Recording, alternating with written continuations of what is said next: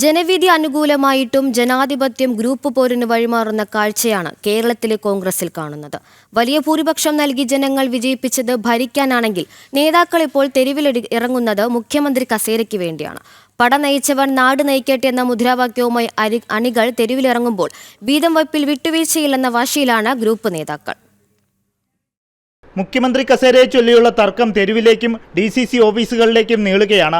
പട നയിച്ചവൻ നാട് നയിക്കട്ടെ എന്ന പോസ്റ്ററുകളുമായി VD സതീശൻ പക്ഷം സംസ്ഥാനത്തിന്റെ വിവിധ പ്രദേശങ്ങളിൽ പ്രകടനം നടത്തുമ്പോൾ KC വേണുഗോപാലിനായും ഫ്ലക്സുകൾ ഉയരുന്നു. സംസ്ഥാന രാഷ്ട്രീയത്തിൽ സജീവമാകാൻ KC വേണുഗോപാലും സീനിയോറിറ്റി ഉയർത്തിക്കാട്ടി രമേശ് ചെന്നിത്തലയും കളം പിടിച്ചതോടെ കോൺഗ്രസ് ക്യാമ്പ് 3 തട്ടിലായി. 40-ലേറെ MLA-മാരുടെ പിന്തുണ തങ്ങൾക്കുണ്ടെന്ന് KC പക്ഷം അവകാശപ്പെടുമ്പോൾ UDF-ലെ ഘടകകക്ഷികളുടെ പിന്തുണ തനിക്കാണെന്ന ഉറപ്പിലാണ് VD സതീശൻ.